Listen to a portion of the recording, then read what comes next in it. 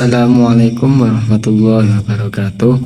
Perkenalkan, nama saya Abdul Aziz Marwan, mahasiswa dari Universitas Nahdlatul Ulama, yang ingin memaparkan sedikit ilmu pengetahuan yang berjudul Toharoh guna memenuhi tugas mata kuliah ilmu dan jiwa belajar dengan dosen pengampu Bapak Yuda Trisnananto, Magister Pendidikan Islam.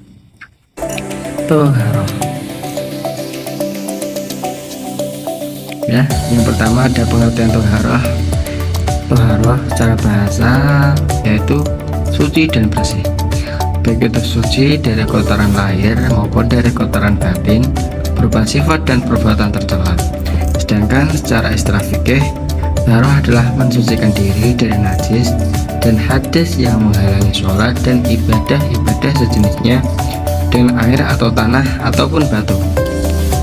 Lanjut, hukum toharoh. Hukum toharoh ini adalah wajib, khususnya bagi orang-orang yang akan melaksanakan sholat. Hal ini didasarkan pada Quran Surat Al-Ma'idah ayat 6 dan hadis Nabi Muhammad SAW yang artinya kunci sholat itu adalah bersuci. Hadis riwayat At-Tirmidzi, Ibnu Majah, Ahmad, Al-Darimi dari Ali bin Abi Thalib radhiyallahu anhu. Selanjutnya yaitu air yang digunakan untuk toharoh. Yang pertama yaitu ada air mutlak, yaitu air yang suci lagi mensucikan, seperti mata air, air sungai, air zam-zam, air hujan, air salju, air embun, dan air laut. Yang kedua yaitu air mustakmal, yaitu air yang telah digunakan untuk wudhu dan mandi. Hadis riwayat muttafaqun alaih dari Jabir. Lanjut yaitu air yang tidak bisa digunakan untuk toharoh. Yang pertama yaitu air mutanajis, yaitu air yang sudah terkena najis kecuali dalam jumlah yang besar, yakni minimal 2 kulah atau kullataini. Hadis riwayat Tirmidzi, Nasai, dan lain-lain, atau sekitar 500 liter dalam Irak, dan tidak berubah sifat kemutlakannya, yakni berubah bau, rasa, dan warnanya. Yang kedua yaitu air suci tetapi tidak dapat mensucikan, contohnya seperti air kelapa, air gula, air teh atau kopi, air susu, dan semacamnya.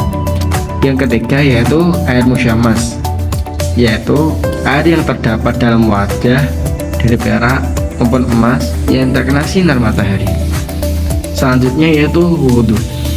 Dalil tentang wajibnya wudhu terdapat dalam Quran Surat Al-Ma'idah ayat 6 dan hadis Nabi Muhammad SAW yang artinya Allah tidak menerima sholat salah seseorang kamu bila berhadas sampai ia berwudhu. Hadis riwayat Al-Bukhari, Muslim, dan Tirmidzi. Lanjut yaitu rukun-rukun wudhu. Yang pertama yaitu niat. Adapun niat wudhu yaitu membaca nawaitul wudhu'ah lirafa'il hadasil asghari fardholillahi ta'ala. Yang kedua yaitu membasuh muka. Dan adapun ketentuan membasuh muka yaitu dari mulai tumbuhnya rambut sampai dagu dan memutari area wajah. Yang ketiga yaitu membasuh kedua tangan sampai siku-siku. Lanjut, rukun wudhu yang keempat yaitu mengusap sebagian kepala. Yang kelima yaitu membasuh kedua kaki sampai mata kaki. Dan yang keenam adalah tertib. Yang dimaksud tertib di sini ialah urut dari rukun yang nomor 1 sampai rukun yang nomor 6 dan tidak boleh melewati salah satunya. Lanjut yaitu hal-hal yang membatalkan wudhu. Yang pertama yaitu keluarnya sesuatu dari 2 lubang bawah, yakni kubul, lubang depan atau kemaluh, dan dubur, baik karena berhadas kecil maupun berhadas besar dalam kurung junub. Yang kedua yaitu tidur nyenyak dalam keadaan berbaring, namun bila dalam keadaan duduk tidak mengapa. Yang ketiga yaitu menyentuh kemaluan tanpa alas atau pembatas.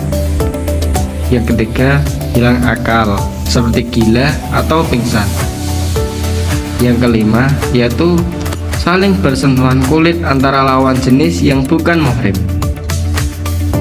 Lanjut yaitu mandi wajib atau mandi besar.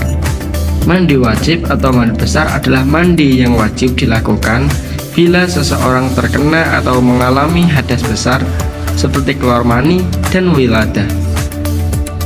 Yaitu rukun mandi wajib. Yang pertama yaitu niat. Niat mandi wajib yaitu membaca nawaitul ghuslah li rafa'il hadasil akbari minal jinabati an jami'il badani fardhulillah ta'ala.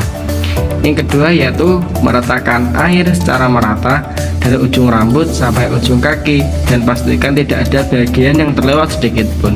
Dan apabila ada bagian yang terlewat maka wudhunya tidak sah ya.